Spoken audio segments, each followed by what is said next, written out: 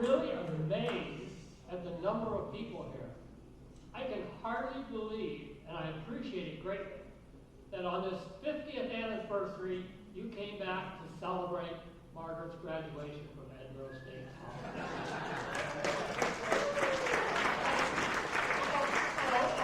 This is a cross-country thing. I'm old, I get things mixed up. Actually, I want to thank everybody for coming. Anytime you have something like this, it cannot be a success unless you come. It isn't so much the speech I'm going to make, I'll be funny. It's because you sit and talk with each other, you find a connection, and it becomes more important than what it is to us individually. I'm also greatly happy that so many of post-Watts runners are here. I guess that means one thing, and that is at least two coaches that followed me weren't afraid to get into Edinburgh tradition and not be afraid of who you people all were. I'd like to thank Coach Dietrich. He certainly is one of those coaches that has done nothing but promote who and what we were. And I'll say that it was Ryan Foster, who was just as much Edinburgh. Not so much. The goal of my presentation tonight is to gain some perspective, maybe add a few facts, and without any doubt, tell stories and be entertaining. So, but I got to make a little side note here. This is my recollection. I didn't spend hours researching every little nuance. These are the things that I remember. And this is what's happened over the last decade. I'll be with some alumni. I'll tell a story, and they'll go, "Yeah, Coach, that's really funny. But did we ever tell you about the time that we..." I don't want to know those stories. Let me live in my nice little sanitized world. And I'm going to begin with something that Professor Capstone back there would give me heck for. In his teaching, he would tell me, never start off with a negative. Well, I'm going to do that, but I think in honor of what we're here for tonight, I'll make it relative and it'll be okay.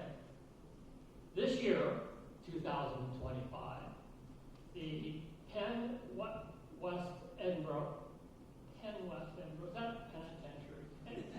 Penn West Edinburgh Athletic Hall of Fame decided to induct teams. Great idea. I think that's really good. And you would think that the first team would be somebody that had spectacular national honors, that dominated their competition, and were really special in being able to designate what they were. And so they picked a 70s football team. Now, I'm not going to say the football team wasn't good. They were. They won the Pennsylvania State Athletic Conference. They finished with a season of 8-1, one loss only to a local team down the road. But the most that I could figure out that their honor was, they would have been, in today's term, regional runners-up. Regional runners-up. A team equal by 21 Edinburgh cross-country teams, and exceeded by 44 cross-country teams of it. 32 men, 12 women.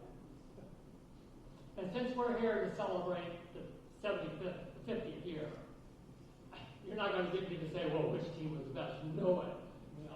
I have certain things that are funny to say, but that's not what is important. Let's figure out the 75 team and how good they were. I also have a suggestion that we include the 73, 74, 75, and 76 team as one unit. There is definitely a thread that goes all the way through that, and I think it'd be kind of unfair to try and separate them out in any way whatsoever. Kevin stepped on my speech here a little bit tonight, which is fine and all good, but those teams won the conference every year. They scored 40, 29, 28, 29, 22 points in those first years. And of course, they won the national championships in 75 and 76. Wait, there's going to be a lunkhead out there that'll say, well, you know, you were NAIA, the competition wasn't so good. But as Kevin pointed out, there were, in the years that they competed for the national championship, there were 4 Olympians. There were also a world champion, whatever his name was, from Pembroke, won the world championships in Gary. There were at least 3 or 4 runners there, other than Edinburgh, that became Division I All-Americans later. That's a pretty good field, if you ask me, in any way whatsoever. How good were they? Well, as Kevin said, we went to Notre Dame, but my remembrance is Wisconsin was number 1. They were supposed to run Oregon in a dual meeting, but Oregon backed out because they were hurt, and one guy sick, so Wisconsin had no place to go. And sure enough, at 385 meters to go, Edinburgh has the lead over the number 1 team in the country. Unfortunately, Edinburgh was coached by a guy who believed in a philosophy of go out hard, run away from everybody in the middle of the race, hang on, we don't have time to worry about a kick. And so we got drilled in the last 400 meters and lost by very, very, very few points whatsoever. After the season was over in 76, the Harrier, that's the cover. You got Kevin taking the lead over the Kenyan Olympian at the 3-mile mark. You don't see Coach Watts going out there going, "Oh, what's the matter with you? He's an Olympian, get that." Anyway, that's another deal. The Harrier listed the team as the 4th best team in the country, all divisions whatsoever. I called up the editor, who I knew very well, and we really liked each other. And after a couple minutes of discussion, I go, you know, you might have ranked us 1 or 2 positions down too low. And he laughed and he said, "I'll never publicly say this, Doug, but you may be right. But I'll never say it out loud because you know how much hell I'm going to catch from Division I coaches that I have your freaks rated that high." Well, it's the start of a lot of teams that look like that. There was no doubt whatsoever. Let's relive the 75 championship race. We're going to this godforsaken place, Salina, Kansas. We fly into Wichita. We're driving from Wichita 85 miles to where this place is in Kansas. And if you, all of you runners know, we drive on hills, mud, crud, all that stuff. And for 85 miles, I see nothing but flat cornfields. And I'm getting worried. I'd already told the team, we can win. They're going to beat us up front, but we're going to crush them at 3, 4, and 5. We get within 5 miles of Salina, and there, sitting on the hill in the sunlight, is the town all in hills. Not jumbo big hills, but all right, I'm feeling good. Saturday morning for the race, I got an experience that I never really ever experienced in my coaching again. We went to the line. There were 401 individual runners. I've never been in a race with, other than a marathon or road race, 401 runners, 47 teams lined up. And they probably weren't experienced enough. Every single runner had a spot on the front line. The front line ran from the bottom of this upgrade all the way to the top of the upgrade and then over the hill to the other side. And when the gun went off, I thought of buffaloes. It's the only place I was where I heard the thunder of all these runners taking off. Somebody didn't do a good job in setting up the starting line, or else it was because the people up on top of the hill ran downhill. But the top half of the field came out ahead of us. We were more in the middle, so we weren't too bad off. The other thing was that at 450 meters was a bridge. And the bridge wasn't much wider than the podium I'm on right now. And I can remember guys going in the ditch on both sides, not us. We got through there well, pretty well. I do remember the finish, coming into the finish through a field and seeing the Edinburgh runners and knowing that we were going to win. Pretty doggone cool feeling. And the IA has a nice banquet afterwards. And I guess I forecasted my ability to, if there's a mic, I'm not afraid to go up there and talk. So after we got our trophy and our banner, I grabbed the mic, went up there with people looking at what this guy going to do. And I thanked Eastern New Mexico, and the coach in particular. I thanked him because he brought in all these foreign runners, Olympians, and we got a chance to run against the best in the world. And I probably chastised the other coaches there because I said, we looked forward to that. All year long, it's what we wanted to do. We weren't afraid to do it, while all the other guys were whining and crying about all the foreign athletes who were being brought into the state. Okay, that's pretty good. Go down to see the Eastern New Mexico coach. He's sitting in the chair, arms crossed, legs crossed, spread out, not happy at all. Coach, I just wanted to tell you, I really was serious. I want to thank you for what you did. Yeah, they like you now, but win one more time and see what they say about you. How prophetic that guy was. Because within months, we're all on drugs. We didn't go to class, and we had millions of dollars to spend on our budget. That one stayed for a long time in Edinburgh. There were a lot of people that really did, and I'll come back to that one in a little bit. Team score went 5, 8, 18, 19, and a freshman at 47. And when I get to Joe, I'll tell you again, he would have been All-American if Foley hadn't pushed him in a ditch at Lake Shot.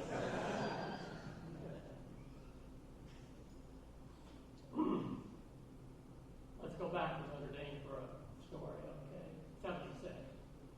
We get beat by Wisconsin by a couple of points. We're not unhappy.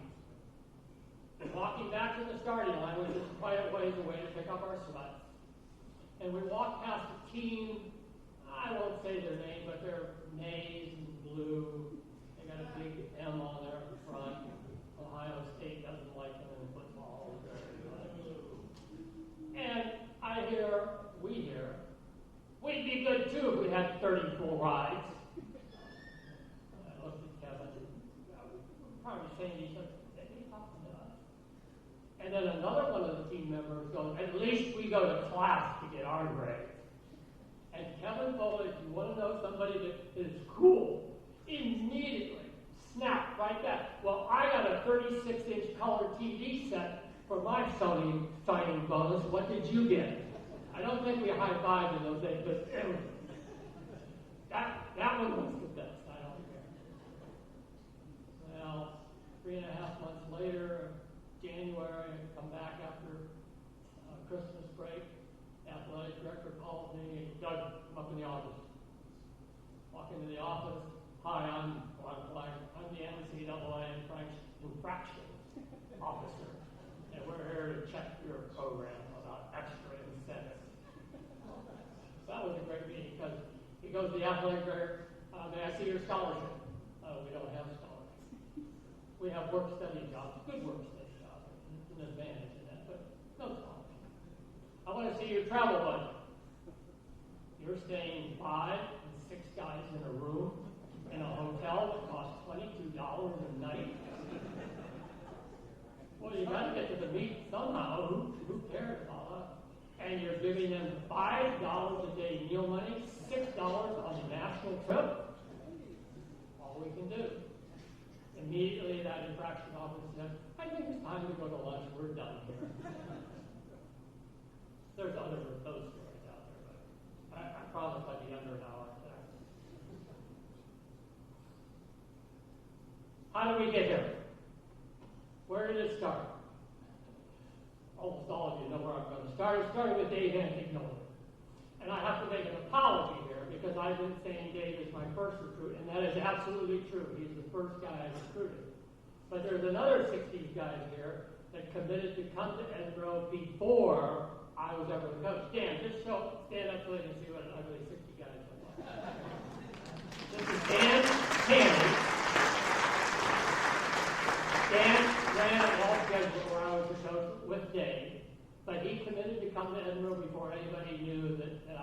would be here. So, yeah, it's the way it is, but, you know, he's still alive, so there's another guy that took it.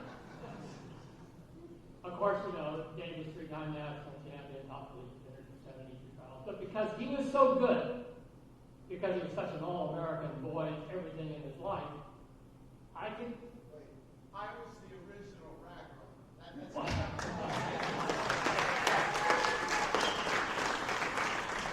That may be the most important distinction, actually. Because Dave was so good, I could go out and recruit. And I could say, you can be good in this punky little school. And so, in 73, I went into my first recruiting class. Of course, Kevin was the centerfold of that 73. I should back up just a second, because there was a couple upperclassmen from the Antiquilla years that were still going to run.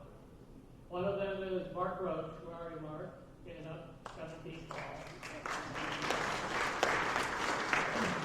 Mark came here to play basketball, but what's the movie with Woody Harrelson? White Men Can't Jump. Yeah, that's but the basketball coach says this kid can run. So within a year, he's All-American, NCAA All-American in the last 4 weeks. And then this year of 73, he became really disloyal. He's working in the summer, painting a greenhouse, a window greenhouse, and the ladder broke through the greenhouse. He fell through the side of the greenhouse, severed his Achilles tendon. How could you be so disloyal to hurt yourself? I should have been coach of the year one more time. Of course, he never was as good as he could. Probably your leg still is. Anyway, Kevin was his centerpiece. He argued with me, but he was the toughest recruit in all my years of it. Now you got to understand, he had a strong, independent mother who was intelligent. His father was a politician, the mayor of a Cleveland suburb. So he's going to be Mr. Business. And he kept saying, I need more scholarship if you want me to come. Kevin, you don't have scholarship. You only can work so many hours. But I had a key that I knew I was going to get because he always kept talking to me. I knew he wanted to come pretty much. And he fit a profile of so many of the runners that are out there right now. He was hurt his senior year in high school and so never ran anywhere near what his ability was. So his recruiting school was so cut down, so we knew he had a chance. Kevin wasn't the number one runner, especially. There was a kid named Lou Champion. Lou Champion was fourth in the conference as a freshman. But, as again, most of you know, in a highly competitive program, everybody doesn't make it through. You need a couple criteria to make it that kind of running program, or any kind of program. You got to have an access toward really wanting your academic scholarship. You want to have to. You really want to get a degree, and it's important to you, so you can stick with some minor stuff if you're going to get what you want out of going to school. You also need an ability to take away this highly competitive nature that you have, and boy, there's a lot of competitive nature sitting out here right now, I'll tell you that. But you need to put that aside and say, okay, development is great, but I have the ability to wait till I get there at that point where I can be as good as I can be. And the other thing was that we needed, and there was, again, a lot of it in this room, your ability to say, as important as it is for me as an individual to do good, running for my team is more important. And we had that today.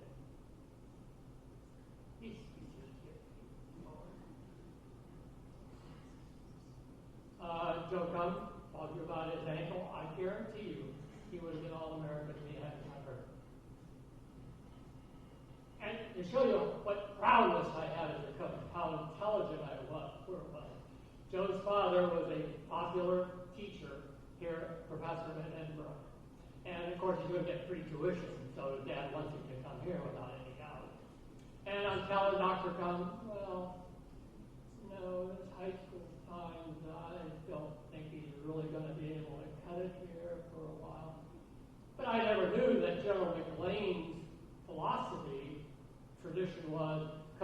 you go for a long run, you go out and hide after the first mile. Spend time having fun throwing apples, and then when you're supposed to come back, come back. So Joe never really trained in high school. So he comes to preseason camp. To show you how much I was depending on him to do well, I took the team to Presque Isle. 12-mile long run, Presque Isle, fun, something different, it'll be good to do. We go, we run, we come back home. It's 10:15 at night, I get the phone call at home. Coach, this is Dr. Cum. Just want to tell you, we went up to Presque Isle and we picked up Joe. What? Yeah, you guys left him up there. How did I not get fired? True story. Buggy. Pittsburgh Hall of Fame, Olympic Trials marathon runner.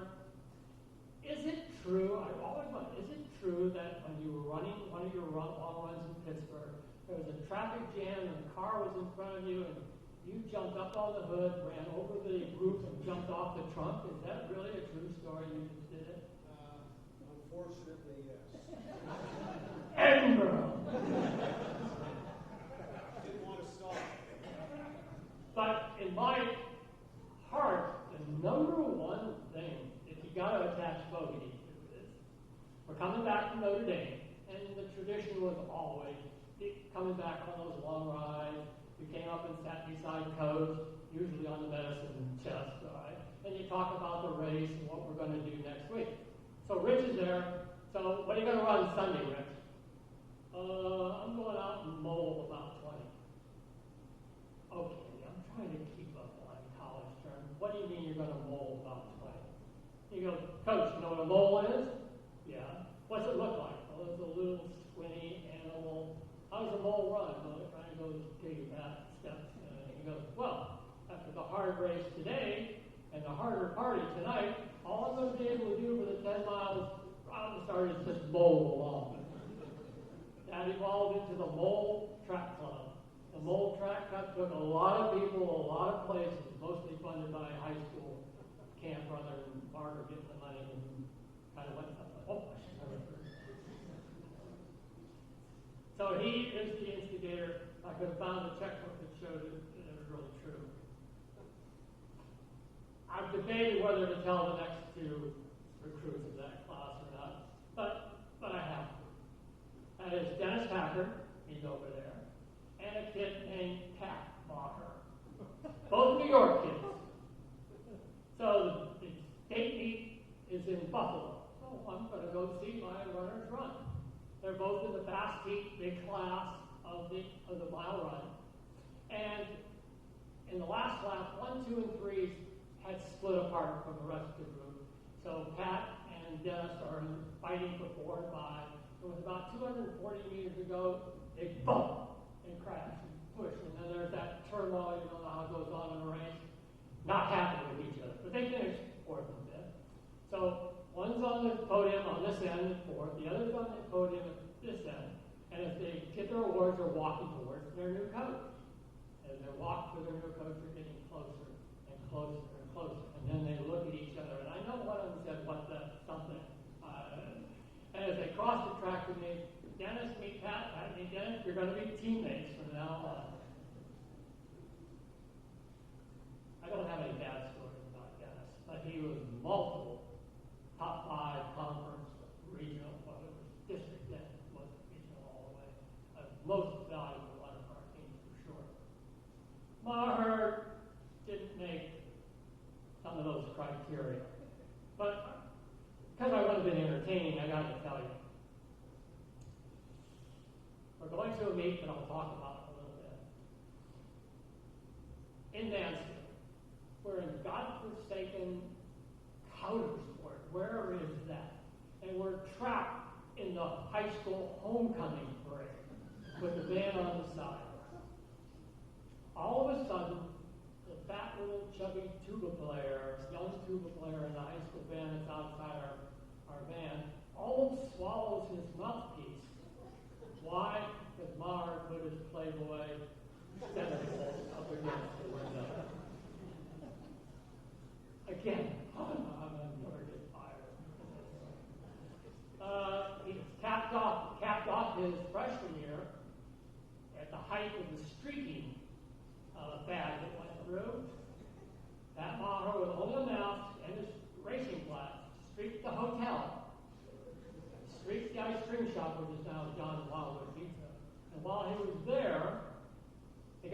gave a double ice cream cone and said, "What's your name?" And Pat Maher said, "It's John Walker."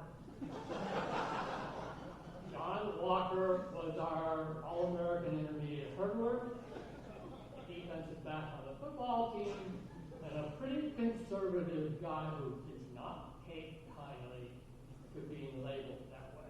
So Pat had a couple black and blue marks that he earned from that. It didn't go away. Sophomore year, they moved off campus to the apartments next to Wood Stereo, the road that goes by the sewer plant. Okay, and one of the upperclassmen came out, and Pat launched an arrow. Now there wasn't a razor sharp broadhead on it; it was just the shaft. Launched it and hit Billy square between the eyes. I remember seeing the dent in his skull. Again, Pat got some black and blue marks. But what it did is it got the other guys to say, "That's enough." And so it told me what was going on. And apparently Pat, out of the window of his apartment, was shooting the cows across the street in the other with his BB gun, porta potty. And then they finally gave up when he shot the mailman in the hand as he was delivering the mail. There's more to that, but he didn't make it. The cows didn't make it either. I guess I should, before I leave that class, in 73, I took the freshmen, only the freshmen, to run Mansfield and Lockheed. That's where we went through covers. We got to the meet, and the Lockheed coach was another guy. Says, "How good is your team going to be this year?" And I go, "It's going to be really pretty good." I only brought my freshmen. I never got anything out of that. And this coach, who was the two-time Division I All-American at Michigan State, exploded. "Freshmen, this is the Pennsylvania State Athletic Conference. We demand the best that you have on your team. I'm going to have you fired. I'm going to have you punished. I'm going to have you decommissioned. All this stuff. Coach, we're going to be pretty good." So we went 1, 2, 3, 5, 6, 8, 5, 6, 7. And I know I shouldn't have left it alone, but as I walked out, I told you we were going to be pretty good, Coach. Let me see, where did I get to? 74. We get Jeff Foster, state champion, as you mentioned. Probably got it because when I recruited him, I said, I remember telling Kevin, exactly, if we get this kid, we can be national champion. And I told Jeff Foster that, and he, in a podcast that he made later, said the reason he came to Edinburgh was because of that recruiting kid, he could be a national champion. I'll also take some credit. I'm pretty lazy there. Okay, I don't care if your hair is down to your butt. I didn't care that you wore a pink scarf around his neck in some races. As long as you can run good, who cares? We had a kid named Henry Winger, probably a pretty good soap opera story there. But, Galvin Baylor, I thought was the worst recruit I ever had until we went to the first meet. I swear, he was a decent runner a mile, but he was so far behind in every practice, and we come to a race, and he's right there with everybody else. I think there must be a gene, Rachel, I told you about this. There must be a gene that some people just can't respond to what they're doing by our class. He apologized for not being here, by the way. It's a prepaid trip to Europe, and he didn't care enough about 75. He did that. In 75, we added a tremendous recruit, Mark Luggleton, All-American as a freshman in the mile, and the next year, and a freshman that ran spectacular in 75, Jimmy Lyon. Of course, that all ended as Kevin told you. It came to a point where we're going to bring women's athletics, and all teams have to suffer. So your teams can't go to the big meets. You can't go to Penn relay. You can't go to Dogwood. You can't be running any dual meets against Wisconsin. And I got 4 Division I All-Americans track. You can't do this. And the vice president says, I don't see why they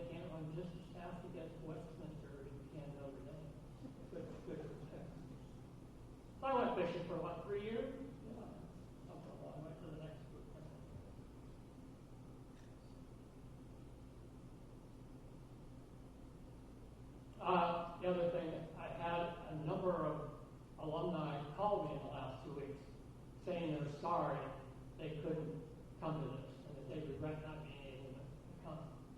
And I agree that since you've all grown up, 98% of you are now grown up, that there's other responsibilities that you just can't pack up and come to this kind of thing. Most of you will get this. My favorite excuse was, Coach, I should have listened more when you gave the love speech, when you said having children won't be all as much fun as you said it was going to be.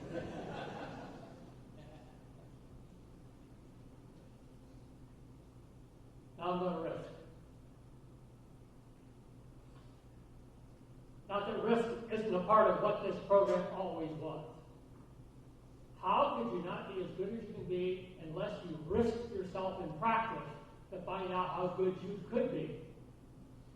Sure, a lot of times you go out and die like a pig, okay, but you learn something. And over the development time, you learn that risk that you gave in the training mode allows you to find out that you were better than you ever thought you could be before.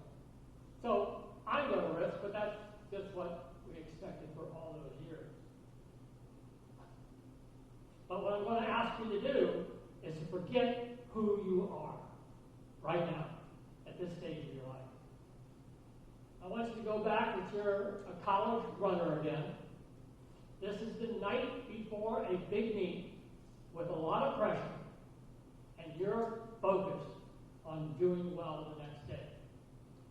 So I'm going to have these kids pass out this poem, okay?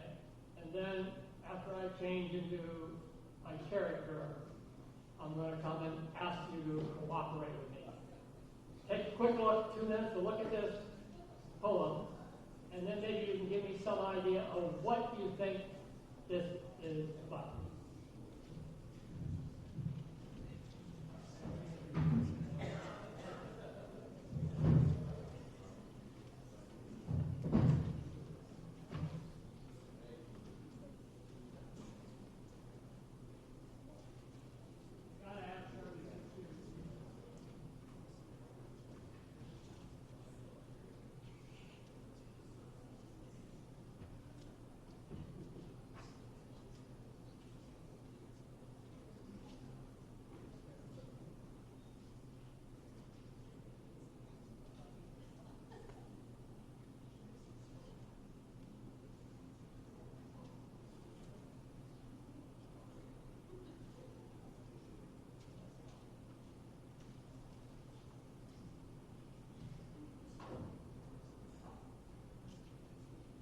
Okay, settle down. Jeez. You got the right spikes in your shoes for tomorrow, the ones that match up with what the conditions are going to be.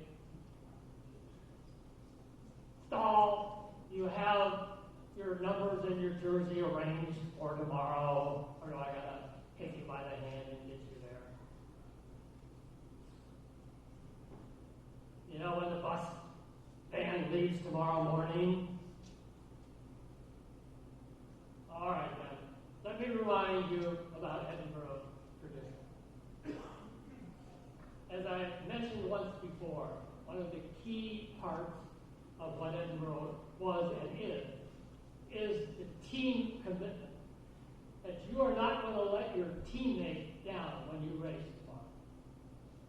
Well, this particular scenario tonight, a number of years ago, one of my teams was having trouble fully committing to that kind of tradition. And so one of the alums wrote this poem. And this poem to try and motivate and to, you'll see, challenge the team that he was going to be on for the next day.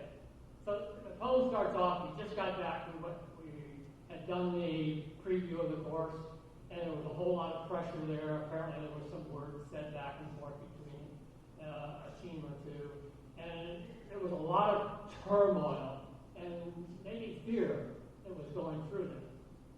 So have any of you been able to figure out a little bit of what may be a part of that poem? What traditions are in there?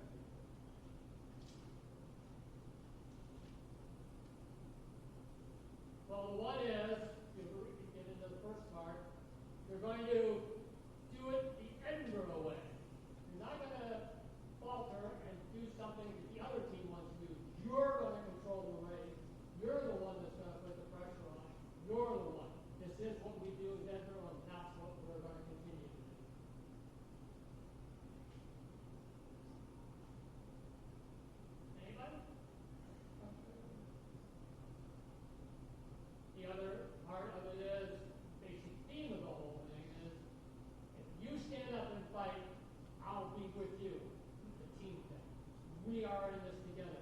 Stand up and fight.